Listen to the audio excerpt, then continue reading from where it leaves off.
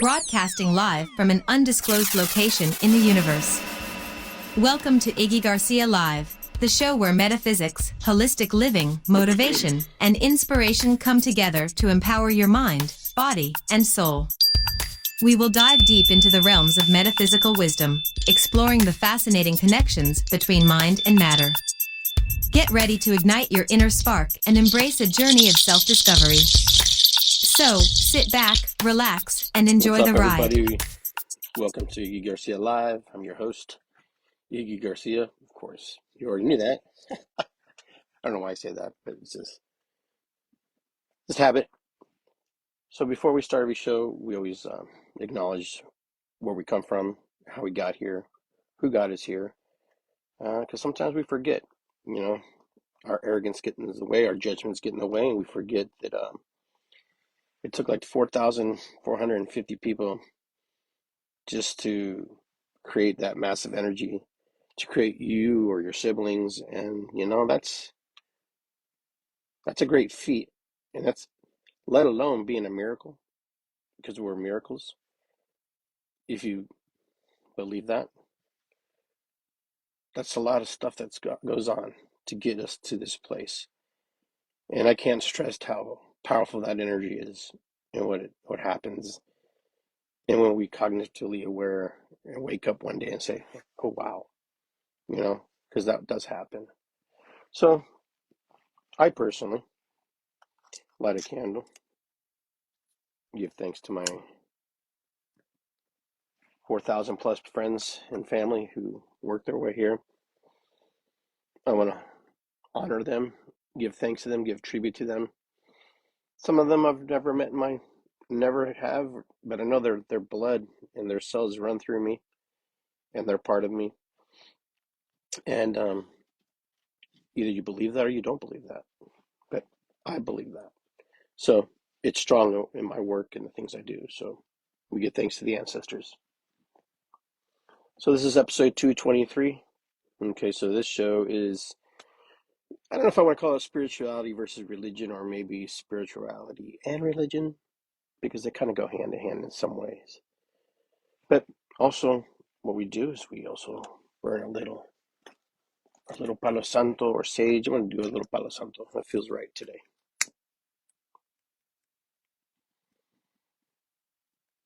The purification after the storm,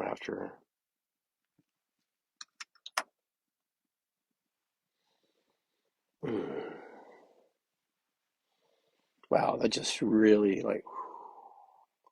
opened me up. It feels so good. So you wonder where I've been? Well, I'll tell you where I've been.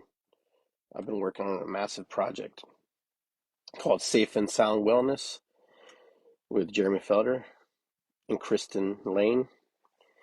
And we opened a space in Palo, Ohio.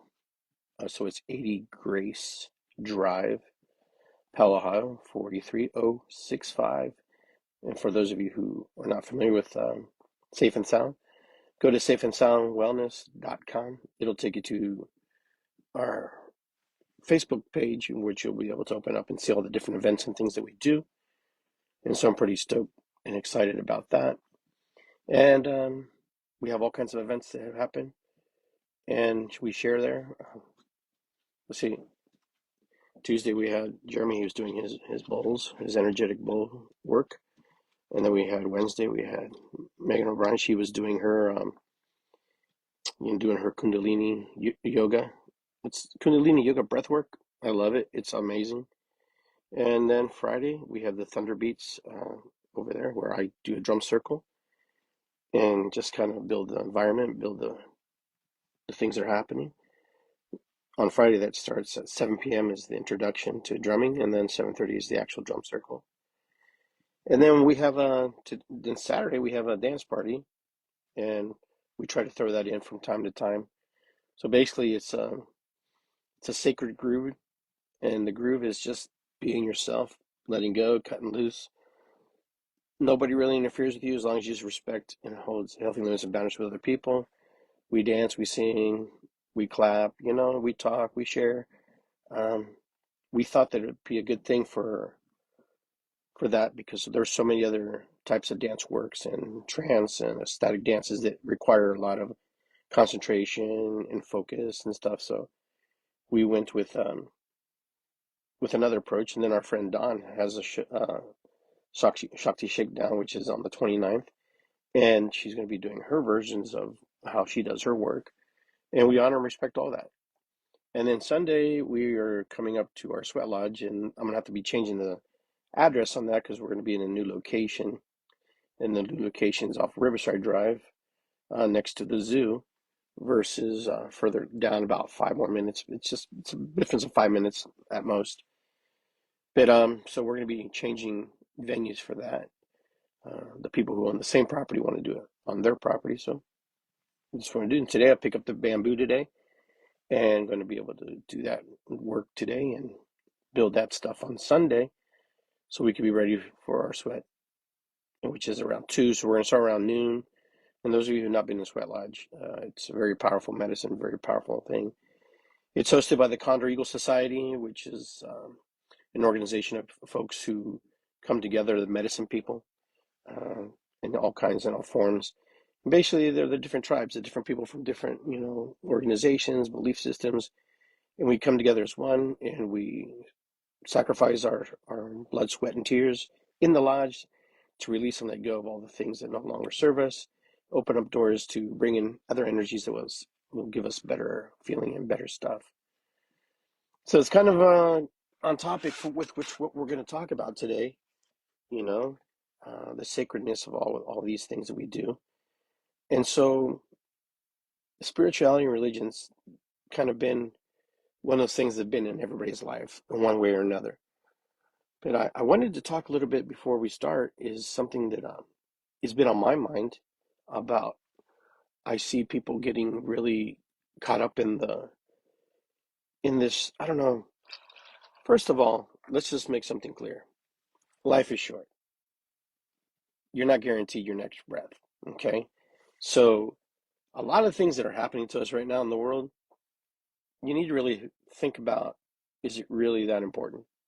Sure, some things are important, some things are close to your heart, and I get that. I'm not trying to discount that. But I'm just saying in general, did you give thanks today? And I know this sounds judgmental, and I know I'm parenting you right now, but did you give thanks today when you woke up, took your breath? You were already breathing while you were sleeping, but you woke up and you realized the sun's out, and you realized that today is a new day. Were you cognitively aware that that happened? Some of you I know do that practice, that mindful practice of, honoring and reflecting and giving thanks for the things that are in your life. And there are other people who are just, another day, I got to go through the same grind. Well, your verbiage says a lot about where you're at in your life. So, and that's important to think. Even the smallest gratitude, the smallest little thing to say thanks for is super powerful. And so I know I'm going to be a little bit hard on people today on this show because I feel like it needs to be. I believe that sometimes we're too soft, and sometimes we just let people scoot by because, we feel a certain way. But not here to dictate your belief system, not here to tell you how you should think, but I'm just going to remind you about some things. And I've started this new series called Reminders. And this series is just very quick 20-second blip, reminders. Did you smile today? Did you call somebody today? Just the things that we take for granted. Some of the times we're the ones going, no one called me today. No one cares about me today. Somebody, our self-talk is super powerful. So what I wanted to talk about was there are folks in our community, and when I talk about our community, I'm talking about the metaphysical, the holistic, the spiritual community, who are really hung up on people taking fees for sacred medicine or whatever you want to call it, things that we believe to be from spirit. I'm here to tell you that everything from spirit has blessed all of us in one way or another, regardless what you believe. And I know some of you are in conflict with organized religion, and then your confliction projects outwardly, and we see that in that projection sometimes is also the projection of the opposite of what you don't believe. And Sometimes I don't know if you believe what you're posting. So, in the old days, the medicine person, the shaman, or the medicine woman, the healer, whatever you want to call them, they were very, very prevalent in our communities. Our communities today don't necessarily have them like we used to, but back there, they used to be very vital to the survival of the people who, were living in the village or living in the community or the nomadic tribes. The person was the seer, or was a chosen, or was somebody who was picked. There was a time where a child was picked from the clan or from the tribe to do the work and continue, because the medicine person knew that one day they wouldn't be able to, and they wouldn't be there anymore. And someone had to carry that torch and carry on that lineage. And so many of these ways have been lost because of modern day society, modern day religion, modern day spirituality, you know. And the thing about it is, yeah, spirituality also conflicts into these things as well. And I'll elaborate more on that as I go through this show. But I wanted to share this with you because I've been watching this trend where people are like, oh, you shouldn't charge for your services. We're not really charging for the spiritual gifts that we have, but we are asking for a contribution to the time and efforts that we put into the learning, we put into the service offered and rendered. You can never put a price on your spiritual gifts. It doesn't have a price, but we can put time, and we can put a donation or some type of restitution, something, where we ask for an energy exchange, which happens to be dollars today versus chickens and cows. In some places, they still do that. But in the modern day society, modern day work that we do, it's more of the monetary exchange. Now, you may agree or disagree with me, however you want. You can run your practice however you want. But when you go to work, your boss isn't giving you a chicken, and your boss isn't giving you a cow, unless you have a special arrangement with that. Most of you wouldn't want a chicken. Most of you wouldn't want a cow. Most of you want to be paid in cotton and linen. And that's the reality, friends. That's the reality that I'm trying to talk about and that I'm trying to share. There are folks who do this work, and they deserve to be compensated for that work and the time and effort that they put into it. And you're paying for their time. You're paying for their knowledge. You're paying for the connection through source energy that flows through them. And spirit demands that. Spirit demands that people be compensated for their time and efforts. Now, it's your choice to say no, or it's your choice to defer and ask for something different. But spirit will give you the things that you need to receive, and that will happen. For us to judge somebody else's medicine is, as a dictation of someone else's life. For example, we have drum circles, we have, the bowls, we have the Kundalini yoga, we have all these events that happen. Well, unfortunately, I hate to say it, in the modern day world, if you have a physical space, you're going to be paying rent. You're going to be paying for that unit to be used, and the lights aren't free, the gas isn't free. Listen, if you have a job, or if you're on some kind of subsidized government assistance, somebody's paying for that. Somebody is contributing to that. Even you are, or somebody else isn't. It's an energy exchange. So when we do this medicine work, it's the energy exchange. You're paying for the exchange of someone else's connection, someone else's vibration. Now, are you in alignment with it? Well, that's to be determined. That's to be figured out as you go. But I don't judge people for wanting to,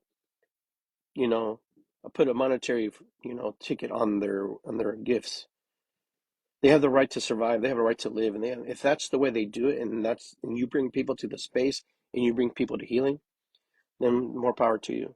And like I said, if you don't want to charge and you don't want to be in that type of flow, you don't have to. But I do believe that sometimes, because you're in the flow, doesn't mean that you have the right to say that you shouldn't.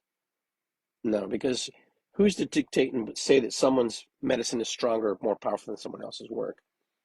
I can't. Listen, the work I do will always attract the people I need to attract. My work is my work. My medicine is my medicine. And so it's just one of the things that happens when you go to church. What do? They pass a basket for tithing, right? And then people put money in it, and that money contributes to whatever it contributes. But here's the thing: outside of church, there are people who also donate and tithe and give more. That's that's just the focal point. So when you're going to a holistic center and you're going to an event, somebody really had to put time and effort into build that and create that. It wasn't free. Nothing is free, unfortunately, in this world. Even the time that you put isn't free. Even when we call the words volunteer, that's not free. We're giving of ourselves. So there's always an exchange. There's like there's nothing free in the world. There's not. You give, you've given. We like to use words like free, yeah, because we think we're not involved or engaged in it. If it's free and you still got to go pick it up, it ain't free, man. You still have to put time and effort into going and picking it up. Now we think money, and then we associate money and with that. Okay, if we paid for it, then but sometimes people, when they get things or people are donated things, there's this weird feeling like they need to give something back. And that weird feeling is, your conscience. That's your ego. That's the part of you saying, well, shoot, I can't be taking this, and I should give something back. And you do. And sometimes when you do the volunteer work or you're free, you're in that flow and you're giving back. Now, a lot of people say that I'm spiritual, not religious, but what does that actually mean? When you think about it, what's that mean? Religion gives us structure, spirituality gives us experiences, and so we're in that flow. Spirituality is, being in that rhythm, being that personal connection and that direct experience, in that intuition, that inner transformation, that energy, that consciousness, that relationship with divine. It's different than religion. Religion is more as a traditional community teaching, ritual, moral guidance, accountability. But yet that also applies into spirituality. There's a crisscross there. There's a moment where that all that looks very familiar, looks very, very similar. I remember when I made a meme. I said, my church is nature, and my pew is the rock that I sit upon. And I'm just like, sometimes I'm not here to poo-hoo anybody's belief systems or mine, or compare mine to yours.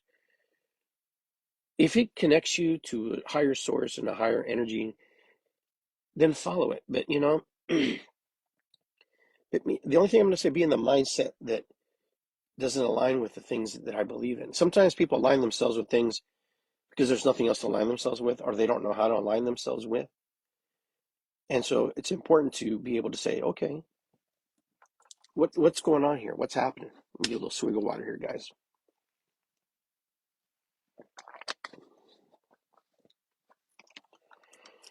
For in religion, it's usually about connecting with a higher source, a deity that's outside of you. And spirituality is the expression of sacredness of yourself, something that's within you and outside of you all at the same time.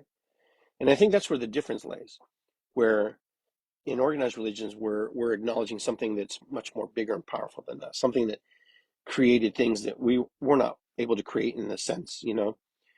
But in spirituality, it's about connecting with those pieces and parts of ourselves that are connected to a higher source of divinity, higher source of connection. Now, do you get that in religion? Sure, you get that in religion. You get a source of connection in religion, you know, and in spirituality, in religion, kind of look the same, but they're not the same, but they are the same. There's like this thin thread between them. In religion, there's a pattern language that you follow. There's everybody, you go to church, for example, there's certain mantras, which we call prayers, that you do. It doesn't matter which religion I'm talking about. And you repeat them and you say them in order to open up certain things. Even in spirituality, we have our mantras too. I say it's good to be here. That's one of my mantras that I use. That unfolds and opens up the universe for expansion, for growth. and to receive things from the higher power. And, you know, when I use the word, I like to use the word great spirit, you know, which means to me is God. Because spirit, the word spirit in loose terms, invites any kind of spirit. I know energy follows intent. I understand that. But we have to be careful how we speak and how we talk. We can say car, car. Yeah, I have a truck. Fast car. Now we're getting somewhere. BMW. Oh, yeah, even different type of car, you know? So how we speak to ourselves and how we connect to spirit, how we connect to source is super vital important, because being vague, we get vague results. We get vague energy. We get vague connection. And this is why you see churches, the Psalms were meant to be sung. Even though everybody just reads them, but you're supposed to sing the Psalms, you know? God loves when you sing to him, when you play instruments of music. You know, this is in religion. But spirit in spirituality is the same way. When we sing in song, we sing in drum circle. We're vibrating, and we're jamming, and we're connecting to Mother Earth. We're connecting to higher self, which is great spirit, and another version of ourselves. It's just outside of ourselves. Now, we were at an event the other day, and I could see, you know, some of the people were like very conflicted to talk to us because because of their indoctrination in their belief system, and they have the right to. But the cool thing about it is, when you start talking to somebody and you start talking about the similarities and things, there is a connection. You know, who's to say that the Creator didn't create spirituality for us to connect to His other children who are not connected in the same way? Yeah, come follow me. That's a powerful statement. But yeah, come follow me can be taken many ways. You know, who's to say that spirit or God, whatever you want to call great spirit, is not connecting to these people in a spiritual realm at a different way? That they're not able to connect in an organized fashion. Some people are very compartmentalized, and they can connect the dots within the confinements of structure. But there are other people who cannot. They don't do very well. And that's why they search outside of the structures to see if there's more about themselves and the things that who they are and what they believe. You know? Now, in both of them, there's dangers and there's extremes, you know, there's rigidness, there's, you know, fear-based, there's judgments, and there's disconnected and of compassion. And I see spiritual people do the same thing. And they'll go toe to toe with someone who's in organized religion, you know? And to me, that's just ego driven. That's, you know, unaccountability to understand that people live differently.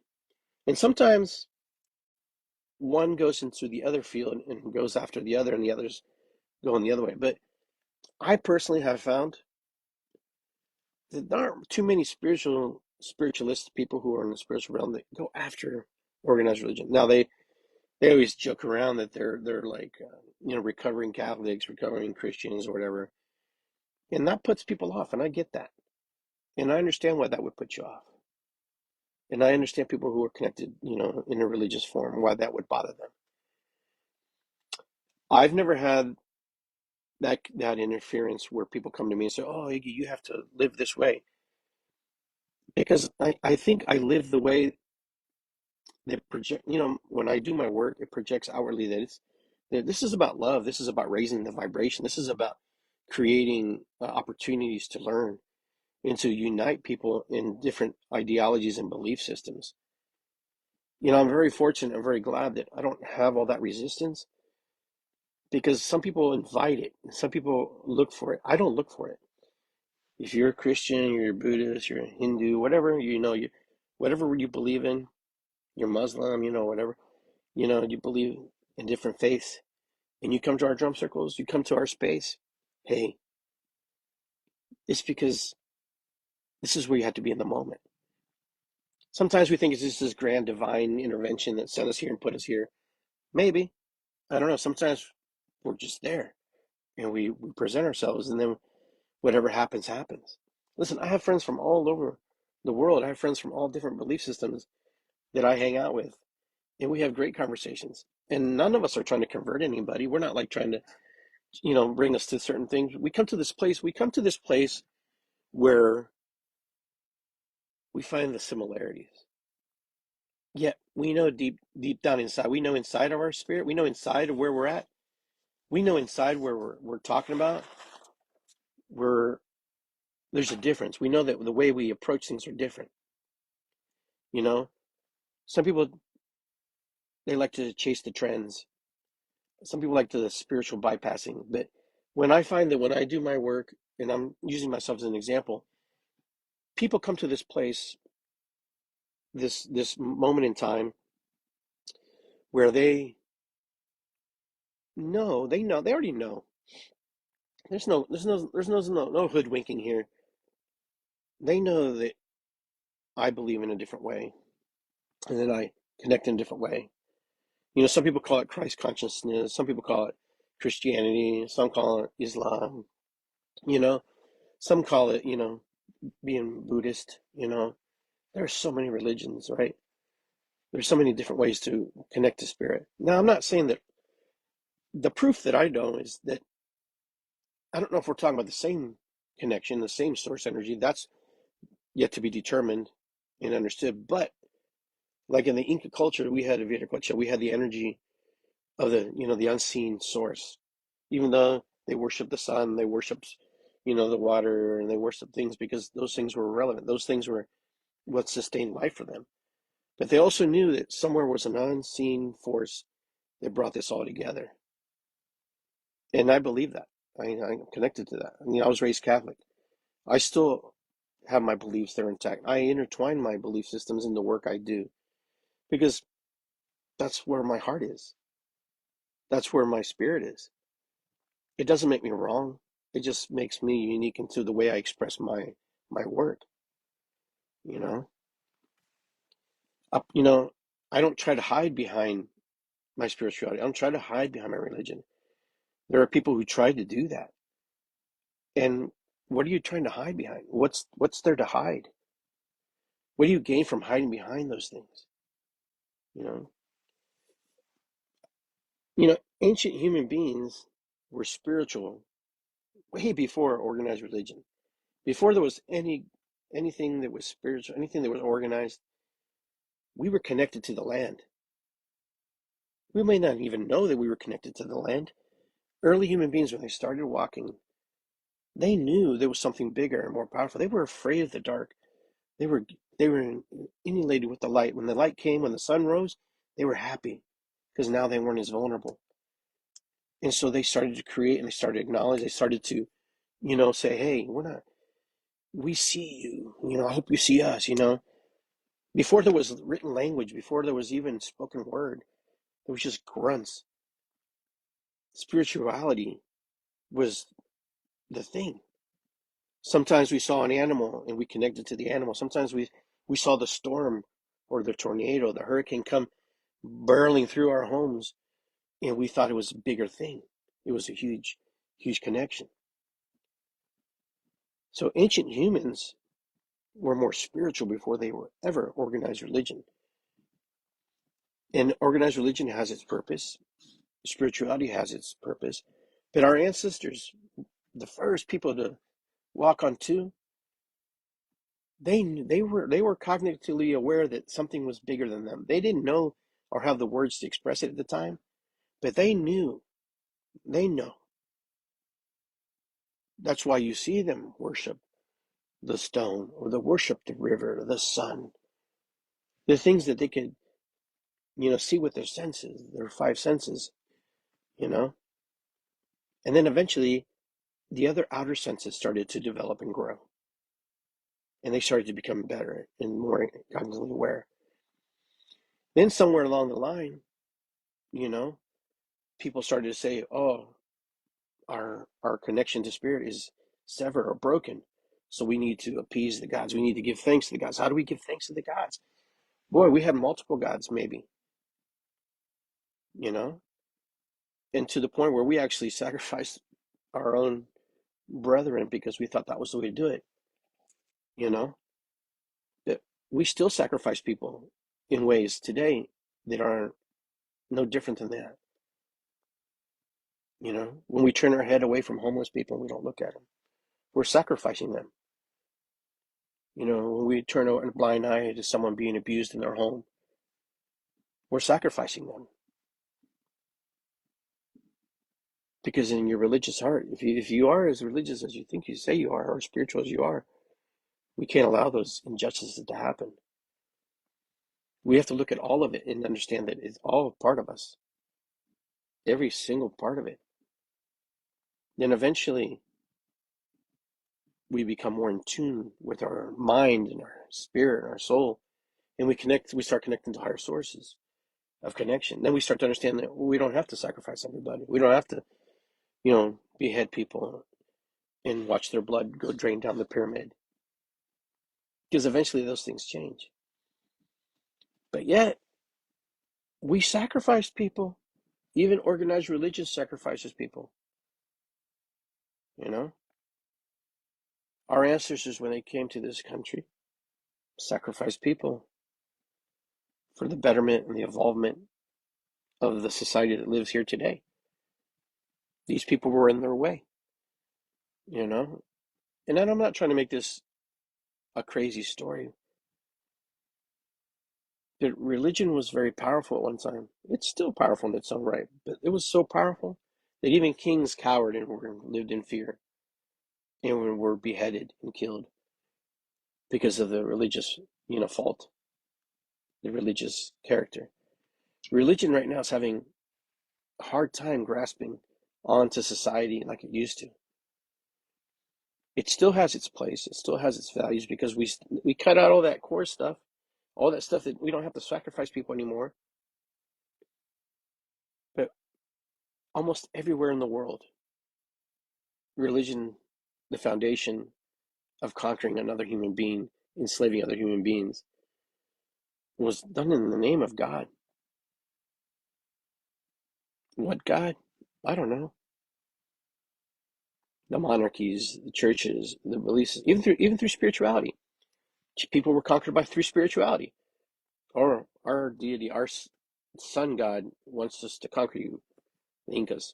If you don't join us, then we will annihilate you. So it's nothing new. People have been conquering themselves all through history. I want to say that we're better and smarter now and that we don't have to do all those kind of things. But I still see I still flip on the tube once in a while and I see us sacrificing on both sides.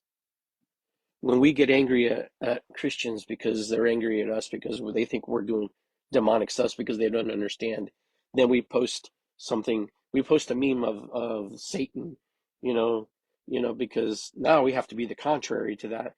So now you're you're indoctrinating these spiritual energies into your life because you can't have a dialogue with somebody because we can't talk.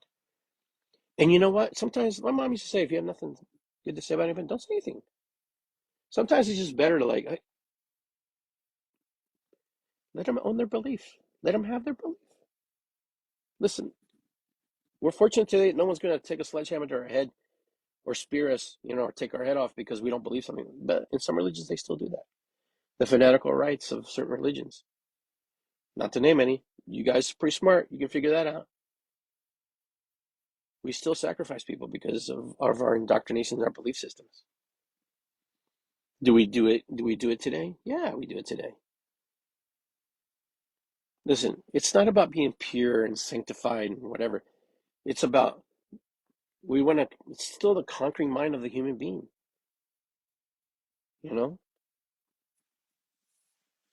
Sometimes it blows me away. There was a time where people just gathered around fires, and sang and drummed and honored nature, looked at the stars, searched for meaning, versus, just trying to take everything from everybody. We were at Ash Cave, we were gathering there in the spring. Did anybody talk about religion? Did anybody talk about anything? No. We gathered, we looked at we saw we looked up on the wall and we saw then sketched in images of animals and birds and things, and the thunderbird on the left, the condor and the eagle on the right. Did I make that? No, nature did. That we were all unified in one thing. And one thing was that, you know what? We were all human beings. They were all individual stars of the universe, shining together in that bright moment, being one and connecting. And that's powerful. That's powerful when people can come together like that, put everything aside, everything that they believe, everything that they're connected to, and just say, I want to just hang out here with all these people and have fun with them. And that's what Ash Cave does. Our spring, summer gathering, summer's coming up. The Ash Cave summer is coming. Fall, Ash Cave's coming. It's the time to remember who we truly are, outside of all the constructs that we create and we think we have to follow. If you can't tell me that Great Spirit or God is not influencing that, I don't know what to tell you. That's divine intervention right there, bringing 450 people together in unification and singing song and drum. That's powerful. Did it start that way? No. There was like 5 people in the first Ash Cave. Then it grew to 10, 15, and then it just stayed around 50. And today, almost 14 years later, boom. Because it's the spiritual and the religious connections coming together and putting aside their differences for a moment to say, I see you. I see you. We don't have to agree, but we do have one thing in common, that we all bleed. We are all born, we all die. I'll tell you right now, when this planet blows up, it don't matter what religion, what spirituality you're connected to, we're all going to be stardust. We're going to be in the universe, expanding and growing from that point on. So you can hang on to all your dogma, and you can hang on to all your loose spiritual connections. But when this planet blows up, because one day, listen, there's going to be a generation one day on this planet of people who are going to see this place no longer be. That can happen tomorrow. It can happen right now. But I know one day my ancestors will hear this message and they'll know. And they'll say,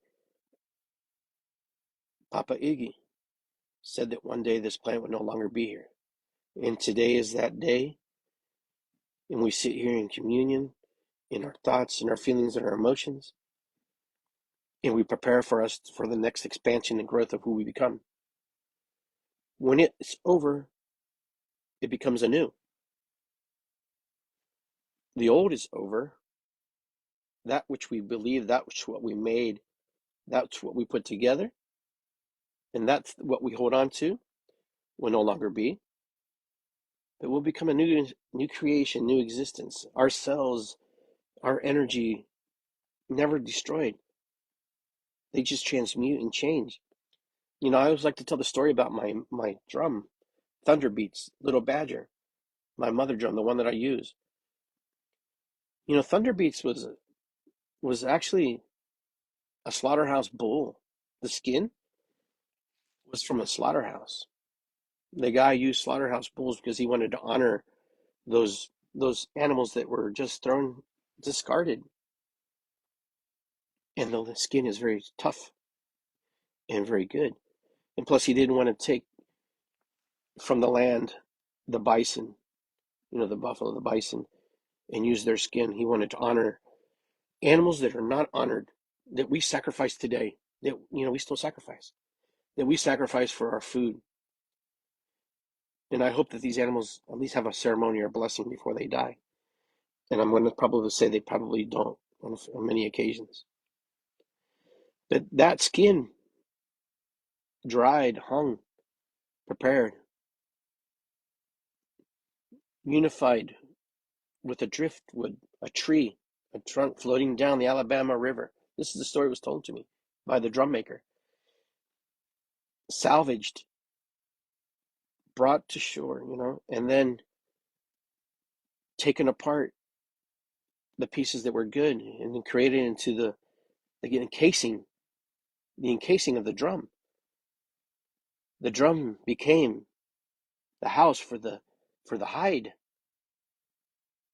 And the drum maker put in his passion, his love, his sacred, his spirituality, his connection to source. And he was compensated for his journey, as he should rightfully should be. He didn't just give me the drum for free, because that's not how it works. There has to be an energy exchange. He built that drum for me, for the Condor Eagle Society. It's not like just he had it on stock, blah blah blah. No, he built it to the specifications as asked. That drum's been traveling with me for years now. That's the transformation, the energy becoming something new. We're the same way. When this shell of a body changes and does no longer serve us, the body goes into rest. It goes back to the earth, but our spirit and our soul and our energy continues. Even in organized religions, it says that. Even in spirituality, it says that. So there's the communion of the two. Both agree that energy can't be destroyed. It can only transmute. You know, those of you who believe in the religious and the Christianity, there was a resurrection. Energy can't be destroyed. There's your proof right there. Did we recognize it? No, we didn't recognize it. Why? Because it's the same way as a drum. If I didn't tell you it was a slaughterhouse bull or was a cedar tree, you wouldn't know what it was. You just know it's a drum. But it feels familiar because you know it's a hide. So in your mind, you create this imagery of what maybe it'd be. And you know it's wood, so you picture a tree. It's just the same way. Are they the same thing? Energy transmutes and changes. And that's what happens. So spirituality today in modern life, a lot of there's meditations, there's yoga, there's sound healing, plant medicine, energy work, synchronicities, near-death experiences, all those things. Do they have that in religion? Sure, they speak in tongues. They sing, they dance. In some religions they don't, but a majority of them they do. There's a connection there where we're singing to higher source, praising. In spirituality, we're singing to a higher source and praising. Because we want to express ourselves in a way that's different. We don't want to wait till Sunday. We don't want to wait till, Wednesday. We want to do it right now. We want to sing right now, we sing. I'm not saying you can't do that in organized religion. I'm trying to compare the two, but they're completely different, but yet they're almost very similar, other than their language, pattern language. In spirituality, the pattern language is of the individual, the person who is having the experience in that moment. In organized religion, it's the power of pattern language. You could talk to almost anybody, except now there's so many factions, so many different versions of religions that they all have their sects, and they all have their different versions of the story. But yeah, in theory, you can talk to somebody who's a Christian and kind of have similar recounts. And you can have questions about how you experience those recounts. But you have a pattern language. The pattern language in spirituality is what connects you to all things inside of you and outside of you, and what you see and what's in front of you, and being part of it. My rattle, same thing, transformation. Those things, the beads, the threads, even my lighter. Oh my gosh, look how easy we have it today. If our ancestors had this, my God, what could they do? They had to wait for lightning to hit a tree or a fire to start in order to gather fire and connect to it. And then they worshiped the fire because they thought the fire was from God, from a higher source. Now, if I was to go back in time, God knows what would happen. As soon as I ran out of lighter fluid, I'd probably be in trouble. So, a lot of people I know leave religion because they're always searching and they're looking. The spiritual path I'd have to say, and I'm going to say this in a way, and I'm not trying to offend anybody, but sometimes religion can be fear-based, and and then sometimes it could be love too. And I think sometimes I've seen, I witness it, where I've seen where religion has created fear in people that they're doing wrong, or they're going to be shunned, or they're going to be outcasted, or you're going to upset God. One of the reasons that my spirituality has shifted and my beliefs shifted is because I never, there's perfection in the imperfection. And I've heard a lot of things lately that if we see ourselves imperfect, then that means that the Creator's imperfect. Oh, shoot, I hope I didn't piss anybody off, but could there be a flaw? Maybe it's just divine spark. Maybe it's supposed to be that way. Maybe the Creator created it in order for us to have reference points and to see things differently. But there's perfection in the imperfection. There was a time where handicapped people were revered. And when I say handicapped, I talk people who are differently able than us, right? And they were, the way they interacted in society was different. But they were revered, they were honored because they were gifts from God. They were the childlike essence of God. You know? Who's to say God isn't like that? We want God to be perfect. We want God to be, this majestic thing. Great spirit.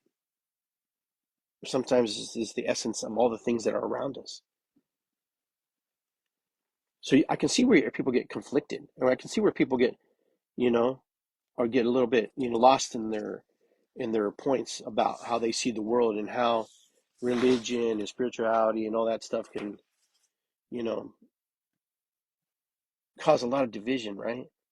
A lot of anger and frustration. I watch, I just turn on the TV and I see one religious group going after another religious group, and because they have a different belief or a different connection, then that means that, you know, who's right and wrong? That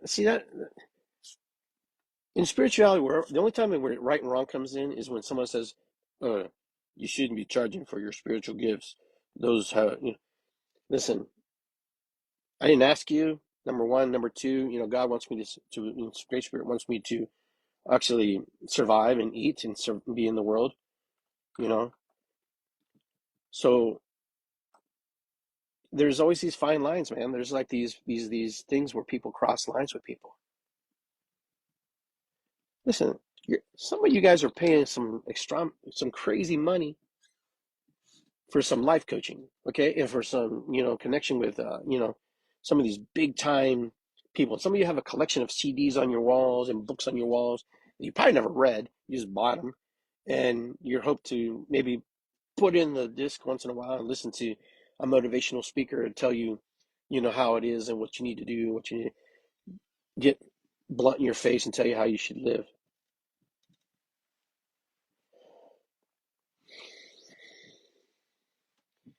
The biggest thing that I'm always cautious is, I want to follow a path that doesn't disconnect me from humanity.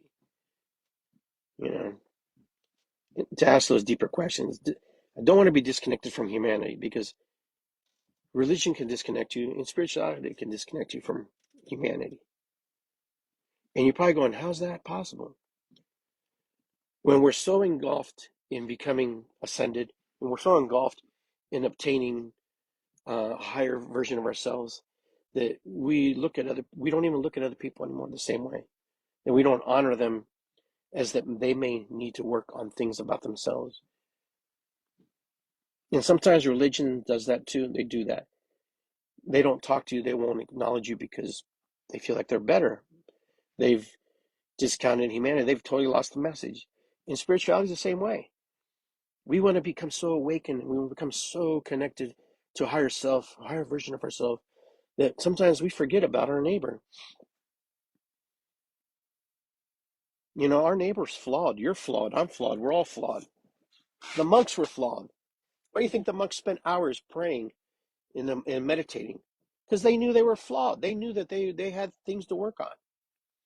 And then yet people ostracize people because they're stepping out of their own comfort zone, and makes you uncomfortable because you're watching them, because I know them when they were this way or that way, and they can't be good. They can't be growing. They can't be special. And this is what happens. Oh, don't trust that person, because you know what? I knew them when they were alcoholics and drinkers and drug addicts, and then when they were womanized, or when they, didn't pay their rent, or where they didn't do this. And spirituality does that. Religion does that. Don't tell me it does that, because I'll tell you right now, half of you guys don't even like the president we have in office. Christians, spiritualists, it don't matter. You all have your opinions and judgments of what you think about people and how you think about the world. Yet you want to obtain awakeness. You want to be higher self. You want to be more connected to God. Oh, God. Hate that guy, hate that guy, hate that guy, hate that person. Oh, I'm back. Oh, I'm going to do some breath work. Oh, my God, I can't believe you hang out with that person. Oh, I can't believe, meditation, back to center. It's because we're always working on ourselves. There's that old saying, how do we obtain the awakened moment? How do I obtain connection? How do you obtain it? You keep doing the work. You chop wood, carry water, you keep moving forward. And you do it again tomorrow. You chop wood, carry water, move forward. You want to be awakened? That's how you become awakened. Knowing that you're not perfect, the person next to you is not perfect, the person who's coming is not perfect, the next person who's born is not perfect, the person who just died is not perfect, never would be perfect, because there's perfection in the imperfection. It doesn't mean you have to be friends with these people. It doesn't mean you have to associate with them. But know that they have their battles and their stories, and they're having their moments too.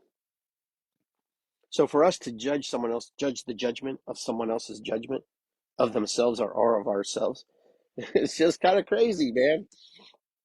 When you think about it, religion and spirituality don't have to fight. Many deep religious people are also deeply spiritual, and you have to be spiritual. Mystics exist in many traditions, and many traditions that you believe in have mystics, you know. But the thing is to know that we're all doing the best we can in any given time moment. And some of us struggle more than others, and some of us will struggle a lot more than others, and some of us will do really great, and some of us will navigate through those waters real fine. We can't be mad at people who like that. Some people just do it, and their spiritual connection is in a place that's just for them. So you can't compare your growth with somebody else's growth, somebody else's ascension, or whatever you want to call it, someone else's connection to God to be a certain way. Oh, you don't see it?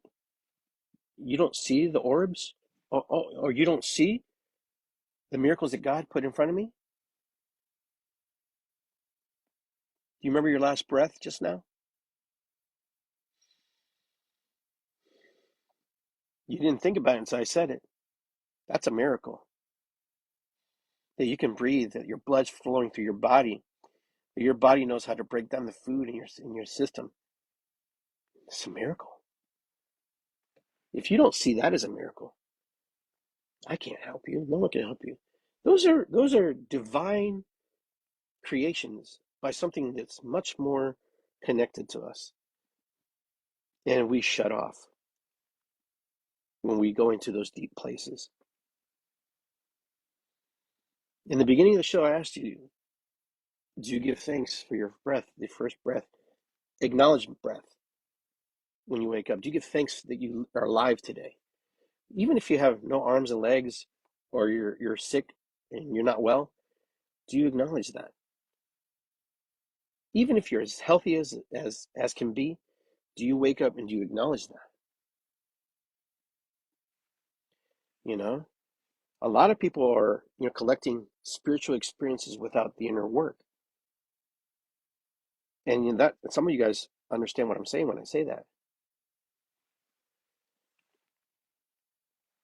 But anyhow, moving down the line, for me, nature is church. It's church. Some people meet God in a cathedral. Some people meet God in the drum circle. Some people meet him in the forest. Some meet him in the singing bowl session. Some people meet him at Ash Cave. Some meet God watching the sunrise. Who's to say, who's the judge that they're not meeting God? Because, at that point, you're dictating somebody else's belief system. I'm not here to dictate. I'm just here to give you the experiences, how you meet Great Spirit, how you meet God, how you meet, that connection, how you meet higher self, you know. The thing is to be cognitively aware that you're going to ascend, you're going to descend, you're going to ascend, descend. We talk about 3D, 5D, and all this stuff, and yet we still have the 3D mentality about certain things, you know. It's kind of like taking your Prius and putting it on the Indianapolis 500. Yeah, you'll go around the laps you'll go around as fast as you can, but you'll get lapped by those others that are moving forward until one day you realize that you're not in the right frequency, you're not in the right flow, you're not in the right vehicle to move you. And what is the vehicle? The vehicle of our mind, the vehicle of our heart, the vehicle of our spirit. When we realize that if we want to attend and ascend into certain realms of belief, we got to do the work. No one's going to hand this to us. And sometimes spirit hands it to you. But you go, oh, I'm waiting.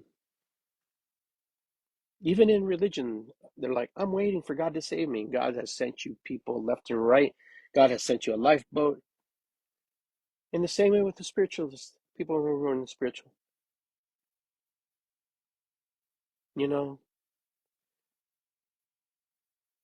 There's an eagle coming by, flew by my window. If you know how to read it and you feel that and you connect with your intuition, you're like, I wonder what that meant.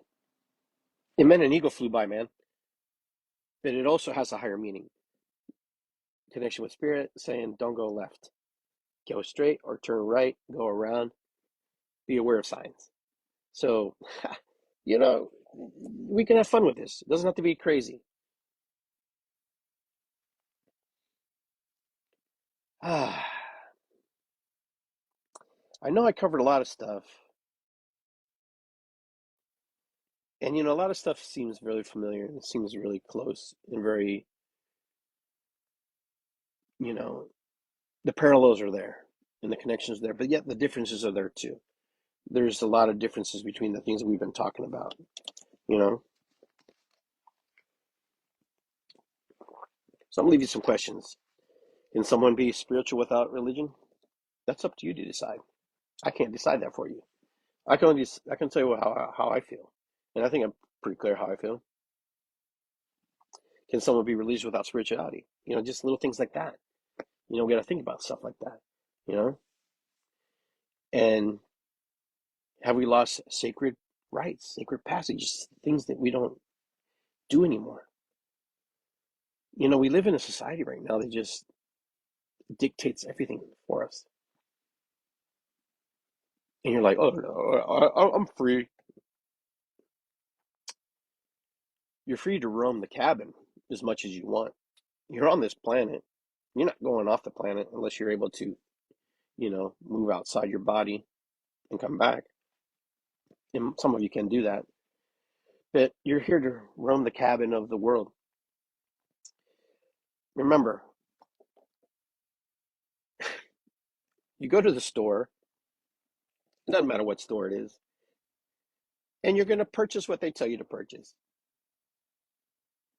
They give you two things. Oh, this one, it's smaller, but you know what? It's good. It's better, because it's concentrated. And you know what? It's been organically grown and no pesticides, but they put herbicides in. Oh, and yeah, but this one's really big in its value, but yeah, it's not as good for me, but I get more. I get more.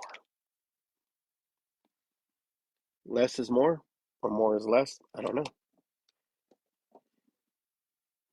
The car you drive, you making the conscious decision that you're going to use an electric car versus a gas car or a hybrid. Still, they're dictating to you what you're going to drive, what your choices are. You know, so it's like we drive on the right side of the road in America. You can't drive on the left side. Oh, but that's what we do. You know, well, we have to follow the rules. Sure, we follow rules because they're constructs for us to navigate and to be in certain places and to appear and to drive and to end up at the gas station, end up at the store, end up at your church, end up at your safe and sound wellness. Whatever you're going to do. These are all patterns of connection between humans in the modern day human. I'm talking about us here in the United States mostly. All these things are designed for us to get to certain places and be part of something and connect to things. That's why we do that. That's a form of controlled, spirituality. If you want to get to us, you got to drive through all that. It's the same way. Even when you want to get to obtain to higher self, you want to ascend, you have to go through that. Some of you are lucky to just go bounce and you're in. You got the 3D, you got the 2D, 3D, 4D, 5D. There's many Ds. Okay? And the point is, once you get there, what are you going to do? It's okay to come back down. It's okay to come say, hey, I'm a human being. And I'm flawed, and I'm doing the best I can. Because the monks, do they ever stop praying? The ones that are in meditation, the ones that are, it's a lifetime event, right? The monk doesn't come like, he's not like, hey, what's up, man? I'm here. I don't need to meditate no more. Oh, yeah. I don't have to because I made it. Oh, man. Why do people pray to God all the time? Because they want to keep that connection going. My mother-in-law, she does her Bible studies on Wednesdays. Why does she do it? Doesn't God love her? Sure, God loves her, but it's her connection. She wants to stay connected. She wants to stay in source. She wants to be in that flow, what she believes in. Just like you, right? You come to drum circles. I do drum circles because I want to be in the flow. That's how I connect to spirit. That's how I connect to God. That's how I bring that energy. It doesn't end. It doesn't stop. Because eventually you'll find a new thing to get you on track and get you into that flow. But remember, the monks, when they get there, they don't just say, hey, yeah, I've obtained the awakening. I'm here. No. Shh. Silence. Moving. Preparation into the next phase. I don't know too many monks that,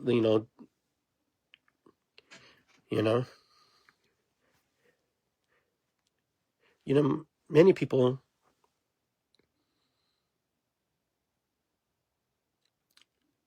really think that it's like this place. Well, I'll tell you where this place is at. It's right here. It's right here. Right here. And when you master here and here, and you master all this in here, you're able to move outside of yourself and share with others. You be part of the community.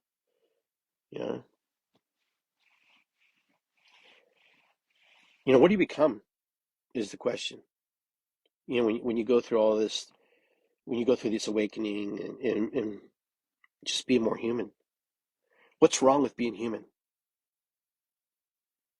In order for us to be all the things we want to do, we have to be human first. Not black, not white, not Hispanic, not Russian, none of that. More human. Be more compassionate, more awake, more connected. That's the real question. That's the question we should ask. Yeah, we're frustrated because certain things aren't working the way we want and things aren't how they should be in our mind's eye. And then we find other people who have similar thoughts in their mind's eye. Oh yeah, we all got to be together. We all got to be mad together. We all got to be frustrated. Oh, we all got to be love and light together. We all got to be love and light together. Oh, we all got to pray together. We all got to pray together. Because if we don't, we got to keep all those other people away. Don't come in here. Don't come in my space. People are there to trigger you. People are there to teach you. People are there to make you feel uncomfortable. People are there to make you feel comfortable. People are there to love on you. People are there to teach you. People are there for a day. People are there for a lifetime. People are there for a moment. It's really up to you where you want to go with this, with all this story that I've been telling you and this I've been sharing. Half of you are going to believe half the things I said. So all truths are half truths. So half of you will believe part of my story, what I share with you. Another part of you will be like, this is all hogwash. There's only one way, and that's the only way. Or this is this way. No, he's wrong. It's okay. It's all right. Because it's my journey. It's my life. It's your life. I can't dictate your life. I can't tell you how you're going to live. I just can tell you, when I don't feel well, that your feelings and emotions are triggering the feelings and emotions that are inside of me, because there's a part of you that's part of me, and then it's all of it. It's a big cycle. We speak our true voice at that point. So just know the people that really rouse you, that's good. Because then you know what you don't like. Then you know what you don't want to be around. Nothing against them. It's just who they are. You can't help it. But you can help how you feel. You can help how you want to be. You can help how you want to connect with that. Never feel like you're trapped. Never feel like that you're not part of the solution. You're part of the evolution of humanity. So look at people as human beings. Look at people as value, importance. And then you'll get everything you want. And when I say you get everything you want, I'm not talking about the monetary stuff. I'm talking about the things in your spirit, your soul, which leads to all the other things, because you're right with yourself. You're right with your great spirit. You're right with your God. You're right with the things that you align yourself with. When we do breath work and we do all these things that we connect to in someone else's language, is it more powerful than somebody else's language? Someone would say yes, and someone may say no. It's all belief. It's all what you indoctrinate and train yourself with. You're exactly where you need to be. You're doing exactly what you need to do. You're either uncomfortable, or you're comfortable, or you're suffering, or you're enjoying it. These are facts. You were born. Okay?